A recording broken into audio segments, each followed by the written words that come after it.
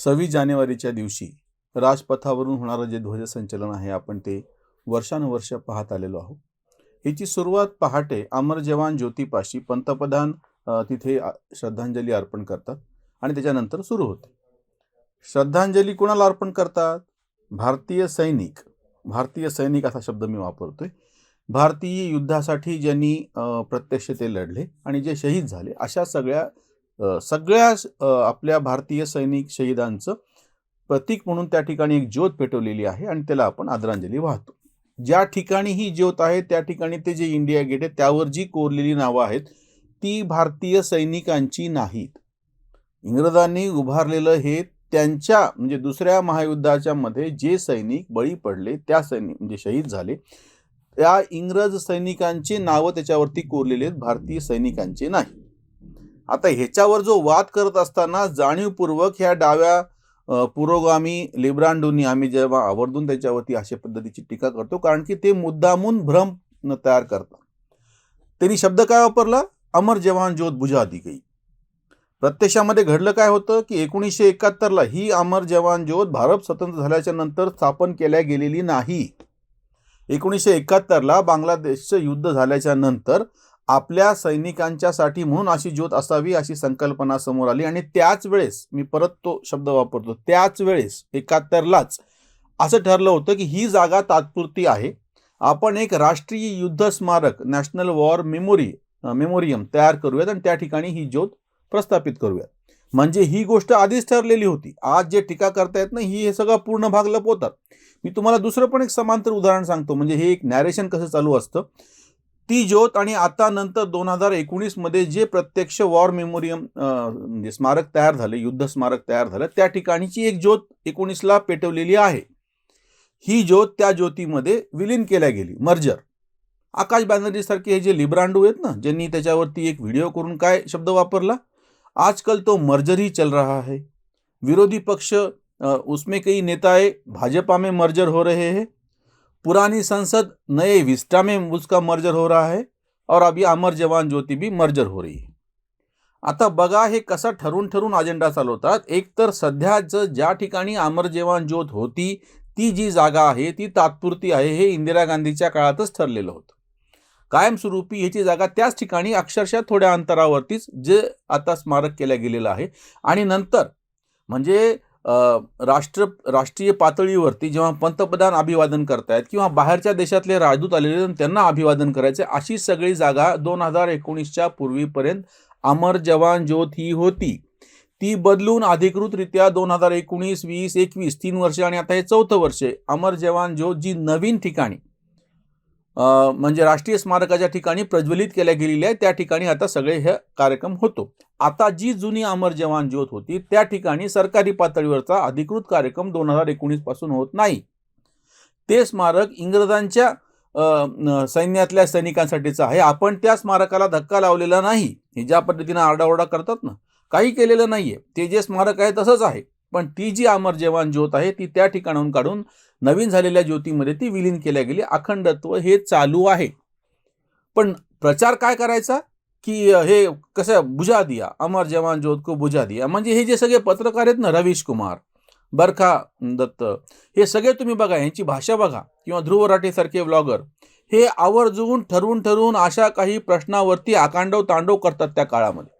किंवा काँग्रेसचे आणि डावे प्रवक्ते वेगवेगळ्या न्यूज चॅनलवरती चर्चा करत असताना जाणीवपूर्वक बुद्धिभ्रम तयार करायचं.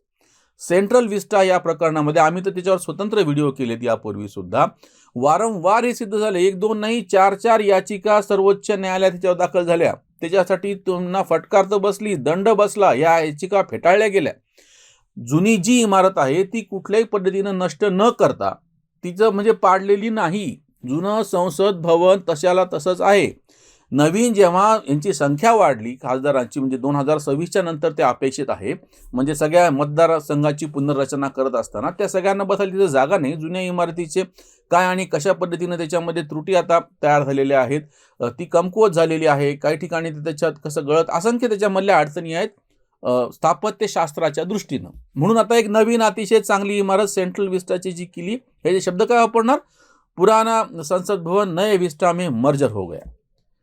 आता मला सांगा की जर तुम्हाला ही टीका करायची आहे किंवा विरोधी पक्षातले नेते भाजपमध्ये कसे मर्जर होतात, तर मग भाजपमधले काही नेते जाऊन त्यांच्याकडे जात आहेत, त्याला तुम्ही काय मर्जर म्हणता तुम्ही त्याला?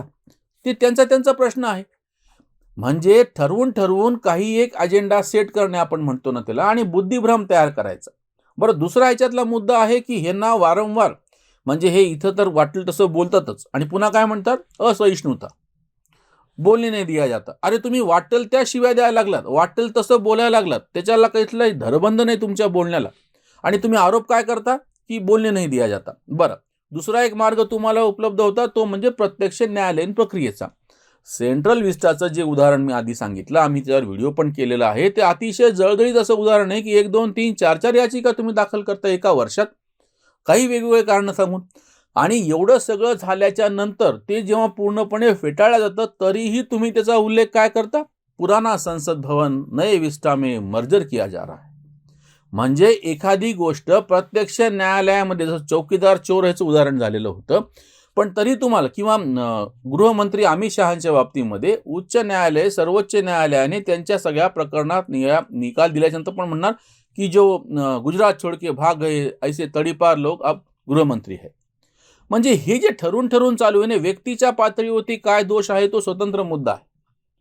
पण जेव्हा पंतप्रधान पदावरती, गृहमंत्री पदावरती, मुख्यमंत्री पदावरती, मंत्री पदावरती जेव्हा माणसं बसलेली असतात, तेव्हा तुम्ही त्या व्यक्तीची नाही, त्या पदासाठी तरी त्याची एक विशिष्ट तुम्ही काय म्हणता येईल त्याला, त्याची इज्जत केली पाहिजे किंवा त्याचं एक गांभीर्य तुम्ही ठेवलं पाहिजे. ते न करता वाटेल तसं, म्हणजे ते आशुतोष मिश्रा म्हणून कोणीतरी आहेत, एक समाजवादी पक्षाचे किंवा त्यांचे डाव्या किंवा काँग्रेसचे समर्थक असलेले, त्यांनी शब्द असा वापरला सेंट्रल विस्टाला, मोदी का मकबरा. म्हणजे तुमची भाषा किती विखारी होऊन गेलेली याच्या बाबतीत बोलत आहोत. बाकीची टीका काय असायची ती असू शकते. बरं, आताचं जे म्हणजे राष्ट्रीय स्मारक जे तयार केलेलं आहे, सैन्य युद्ध स्मारक केलेलं आहे, ह्याच्या बाबतीमध्ये सैन्याचे अधिकारी, त्याच्यातले पिल्लई नावाचे एक माजी सैन्य अधिकारी होते, त्यांनी स्वतः येऊन पत्रकारांसमोर नीट व्यवस्थित खुलासा केला की बाबा ही समिती जेव्हा स्थापन झाली, मनमोहन सिंगांच्या काळातली गोष्ट आहे, त्याच्यामध्ये मी स्वतः कसं होतो, त्यांनी प्रत्यक्ष काय काय सूचना दिल्या, काय काय करता येऊ शकेल.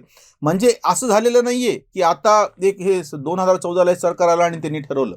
सरकारी पातळी, जसं सेंट्रल विस्टाच्या बाबतीमध्ये सुद्धा मीरा कुमार काँग्रेसच्या ज्या लोकसभेच्या सभापती होत्या त्यांच्या काळामध्ये समिती स्थापन झालेली.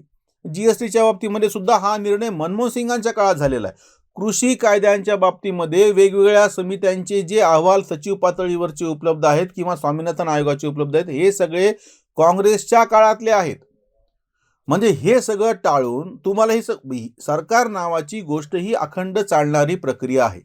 एक पक्ष आज सत्तेवर आहे, दुसरा पक्ष आज नंतर सत्तेवर येईल, एक माणूस आज सत्तेवर प्रत्यक्ष पदावर बसलेला आहे, दुसऱ्या पदावर येईल. प्रत्येक माणूस बदलल्याच्या नंतर शासनाचे निर्णय, धोरण बदलत नाहीत. आपल्याला वरकरणी जरी काही आज छोटे मोठे निर्णय बदललेले वाटत असले तरी म्हणजे वस्तुतः सरकारचं म्हणून जे एक धोरण असतं, परराष्ट्रीय धोरण असो, सुरक्षा धोरण असो किंवा असंख्य गोष्टी असो, ह्याच्यामधले निर्णय, प्रमुख निर्णय हे अखंडपणे चालू झालेले असतात. त्याच्यामध्ये बदलाची पण प्रक्रिया आहे. समिती स्थापन केल्या जातात, त्याच्यावरती चर्चा केली जाते. म्हणजे हे असं रात्रीतून मोदींना वाटलं ना आपण जीएसटी हे करायचं, असं होत नाही. ह्याच्यावरचे अहवाल सरकारी दप्तरामध्ये पडून असतात. अगदी नोटाबंदीच्या संदर्भातला सुद्धा किंवा 370 हटवण्याच्या संदर्भातले सुद्धा सरकारी पातळीवरचे जे काही अहवाल आहेत ते वर्षानुवर्ष पडून आहेत. त्यावर वर्षानुवर्ष चर्चा केल्या गेलेली. आता जेव्हा हे म्हणतात ना की चर्चा नाही होती, प्रत्यक्ष विरोधक तिथं त्याला बहिष्कार टाकून निघून जातात. वास्तविक पाहता त्या ठिकाणची जी समिती असती, संसदीय समिती म्हणतात, त्या ठिकाणी प्रत्येक विधेयक, जुन्याच्या बाबतीमध्ये सुद्धा कितीतरी झालेल्या चर्चा आणि त्यांचे अहवाल अजूनही त्याच्या ग्रंथालयामध्ये पडू नये. ज्या कोणाला पत्रकाराला थोडी तरी चाड आहे त्यानं जाऊन बघावं. अमर जवान ज्योतीच्या बाबतीमध्ये सुद्धा हे घडलेलं आहे की हे काय करायला पाहिजे, कुठे करायला पाहिजे, आणि ही ज्योत त्या ठिकाणी नेऊन ह्या ठिकाणी, हे फक्त एक स्थळ आहे, इंग्रजांच्या काळातलं स्मारक आहे आणि आपण ते जतन करूया, ते नष्ट केलेलं नाही. सेंट्रल विस्टा करत असताना जुनी संसद भवनाची इमारत, तिला हात लावलेला नाही. पण जाणीवपूर्वक असा एक प्रचार करायचा. किंवा तुमच्या अजून एक लक्षात येईल, रवीश कुमारांनी तेव्हाच आरडाओरडा रडगाणं सुरू केलं होतं की आता माझी नोकरी जाणार मोदी सत्तेमध्ये आल्याच्या नंतर. वास्तविक असं काहीच घडलेलं नाही. ही जी ह्यांची मानसिकता आहे ती आपण ओळखायला पाहिजे. आणि आता आज 26 जानेवारीच्या निमित्तानं हे जे आता नवीन जे युद्ध स्मारक झाले 2019 पासून, आणि त्या ठिकाणी ही ज्योत पेटती ठेवलेली आहे आणि आपले सगळे शहीद झालेले जे जवान आहेत, भारतीय सैन्याकडून जे लढले ते, त्यांच्या स्मरणार्थ ती ज्योत आहे. अमर जवान ज्योतीचा हा वाद, विरोधाचा नाद अकारण. ब्रिटिश साम्राज्य प्रतिकेही जुनी, टाका मिटवुनी लवकर. कोणाचे ते युद्ध, कोण ते लढले, आम्ही का लावले दिवे इथे. लावू तिथे आता नेताजी पुतळा, चैतन्याची कळा देशप्रेम. एक एक वीर थोर त्याची गाथा, लवे तिथे माथा भारतीय. देशासाठी ज्यांनी सांडलेले रक्त, वीर देशभक्त तोची जाणा. देशप्रेमाचे जो उजळे आकाश, देशप्रेमाचे जो उजळे आकाश, नेताजी सुभाष कांत म्हणे, नेताजी सुभाष कांत म्हणे. सुभाषचंद्र बोस यांचा 23 तारखेला त्यांची जयंती आहे आणि त्या दिवशी आपण हा त्याचा होलोग्राम म्हणजे प्रत्यक्ष पुतळा अजून बसायचा आहे. आणि नेताजीच का, तर आझाद हिंद सैन्याची जी स्थापना झाली होती, खरं तर ते प्रत्यक्ष भारतीय सैन्य आहे. दुर्दैवाने आपल्याकडे आझाद हिंद सेना बाजूला पडली आणि इंग्रजांचं म्हणून जे सैन्य होतं तीच रचना आपण कायम ठेवली. सुरुवातीच्या काही काळ इंग्रज अधिकारीच आपले ते सैन्याचे प्रमुख राहिलेले होते, नंतर तो बदल झाला.